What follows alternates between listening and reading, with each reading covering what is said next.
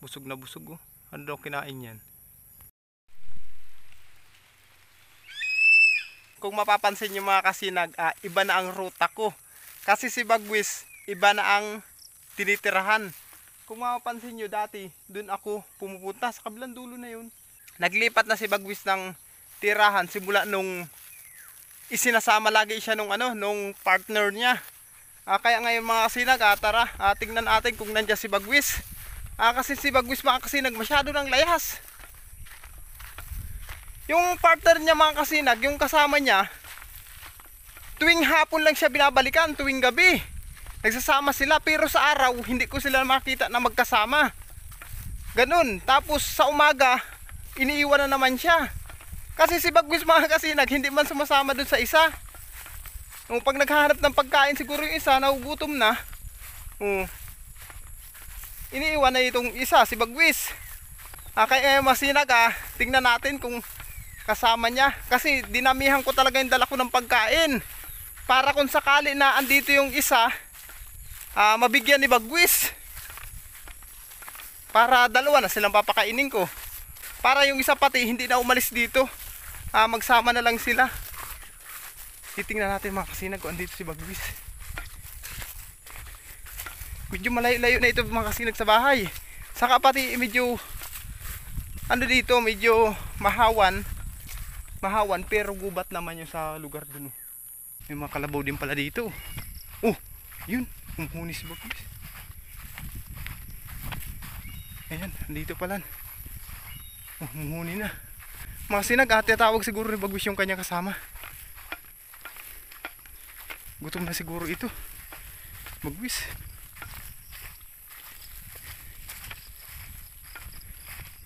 Nasaan yan? Aray.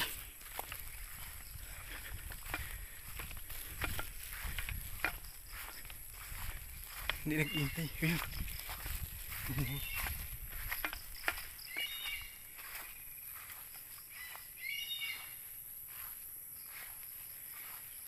Wala pa yung kasamahan niya mga kasinag. Tiyatawag pa lang siguro ni Bagwis. Bagwis! Bagwis! Bagwis! Asan ka? Ayun, si mga kasinag. Ayun si Bagwis. Ay, dala akong pagkain.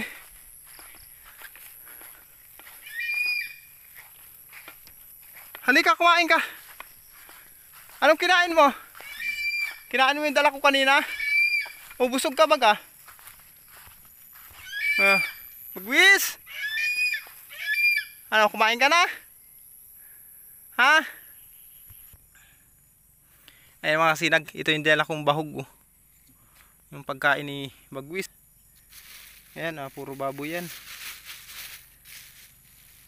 Bagwis! Parang busog si Bagwis kasinag. Ayan nyo. Ayan, tingnan nyo mga kasinag. Bagwis. Busog na busog. Ano daw kinain yan? Kain na! Ando yung pagkain mo. Sige na. Baba na dyan. Asa yung kasama mo? Ha? Hinahanap mo yung kasama mo? Mamaya pa yung darating. Yung kasama mo, mamaya pa darating yun.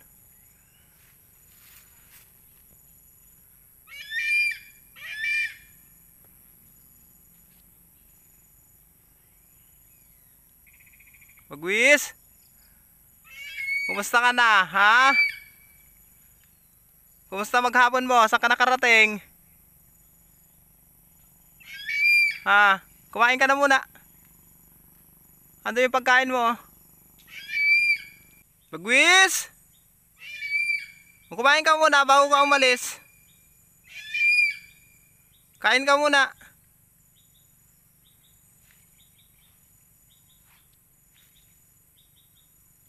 Wala pa yung kasama mo, hindi pa nadating. Maya maya pa yun, kumain ka muna.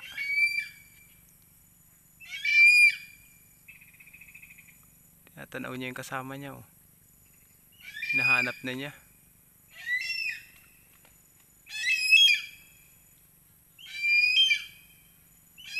Busog. Ano kaya nakain yan? Busog siya eh. Ayan na, uulan na bagwis. Kumain ka na muna.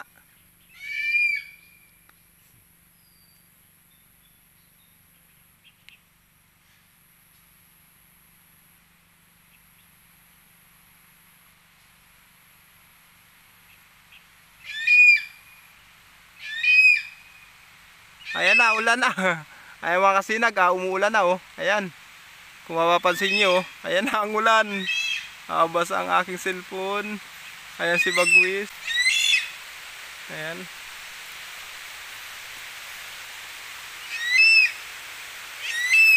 Oh, saan ka sisilo ngayon? Umuulan.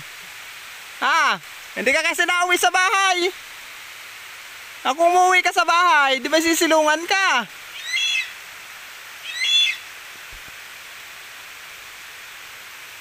Pati ako walang masilungan. Basa pati ako nito mga kasinag.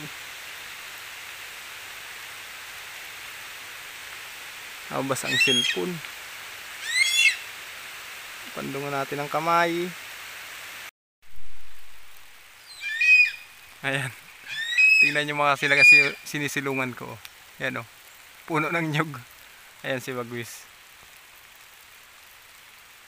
Sa mga nagtatanong pala na pag malakas ang ulan na nagbabagyo, kung saan sumisilong si Bagwis, mga kasinag, si Bagwis na po ang bahala doon kung saan siya sisilong kasi hindi naman siya umuwi sa bahay. Siya lang naghahanap ng sisilungan niya. Kung sakali naman may bagyo, pagsubok sa kanya yung mga kasinag. Pagsubok sa kanya yung mga kasinag kung may sama man ang panahon. Kasi paano siya magiging matibay kung hindi niya masusubukan yung mga ganong pagkakataon. Tingnan niyo naman si Bagwis, hanggang ngayon makisig pa rin. Ayan. Lalong naging mabalasik si Bagwis mga kasinag simula nung nakatagpo siya ng kanyang kasama. Kaso lang yung kasama niya wala pa ngayon. Kaya antayin natin na dumating. May pakita ko ulit sa inyo. Antayin natin mga kasinag hanggang mamaya. Kasi darating yung kasamahan niyan.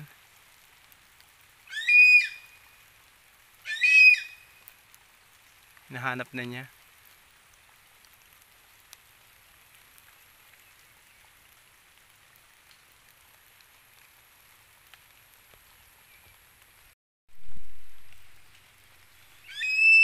Saan ka pupunta? Ha? Yung pagkain mo dito? Bagwis. Ay, si Bagwis mga kasinag, lumipat ng puno kasi hinahanap niya yung kanyang partner. Hindi pa kasi dumarating.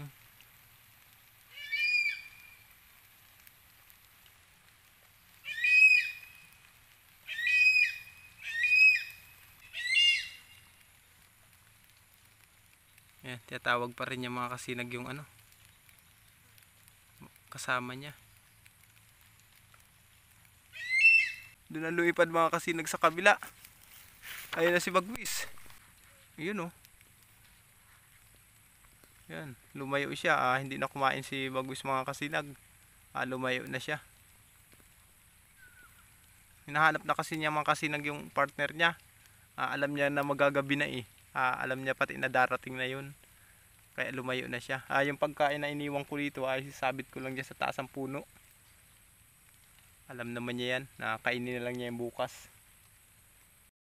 Ayun mga kasinag, si Bagwis nasa itaas ng puno ng nyug. Ayan oh. Dyan siya lumipad kanina. Ayan, kung napapansin niyo mga kasinag.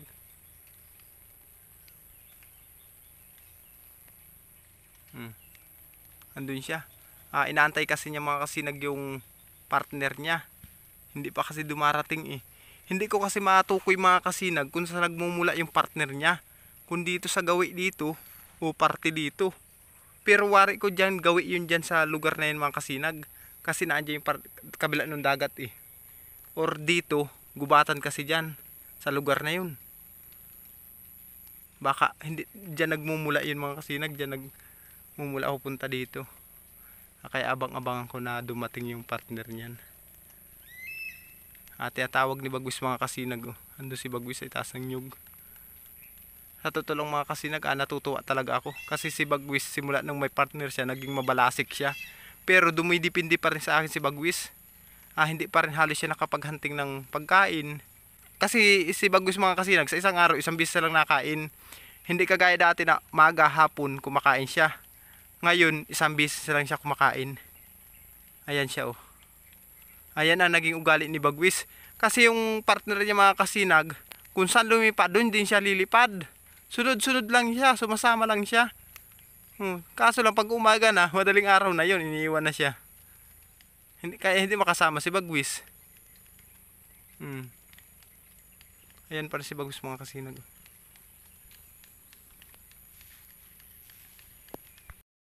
Ayan mga kasinag. Inabot ako ng malakas sa ulan.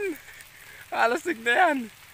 Dito mga kasinag, kung napapansin nyo, ayan, ikinubli ko lang dito yung cellphone kasi hindi naman basa eh. Tuyo naman. Alasig na yan. Kala ko mababasa yung cellphone ko mga kasinag. Tuda sana.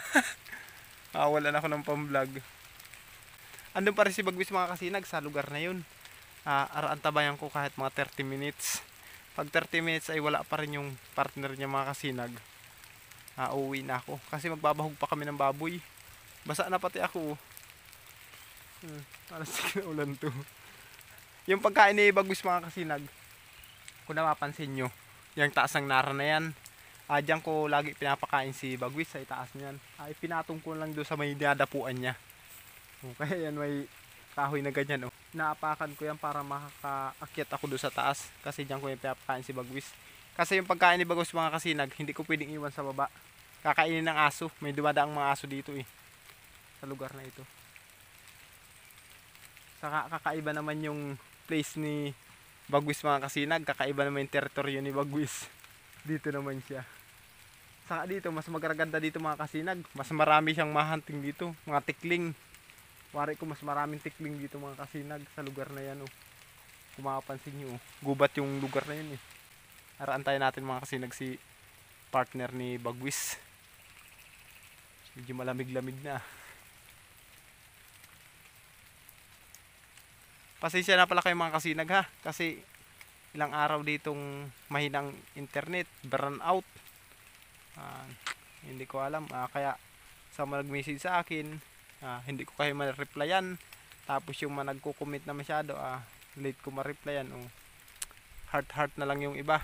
Kasi mahina talagang data man. Kasi nag-data, internet, kuryente, pawala-wala. Kanina nga, nag-clearing kami. Nilinisan namin yung lahat ng linya ng kuryente. Nilinisan namin kanina. Natapos lang kaming, alauna na kami natapos. Nakauwi. Tapos kanina nga, magpahinga ko. Yun tama si Bagwis dito. Yung partner kasi ni Bagwis mga kasinag, tuwing madilim na nadating dito, hindi pupunta ng araw yung ganito maliwanag pa. Pero ngayon, subukan natin mga kasinag, abangan natin. 2 beses ko siyang nakita na gabi siya napunta. Hindi araw. Madilim-dilim pa. Anong nakaraan, pumunta ako dito. Hindi ko rin nakita yung kasamahan mga kasinag. Iniwanan doon si Bagwis. Madilim-dilim pa. Mga kasinag, uuwi na muna ako. Kasi malamig na. Magbabahog pa ako nung baboy naming alaga.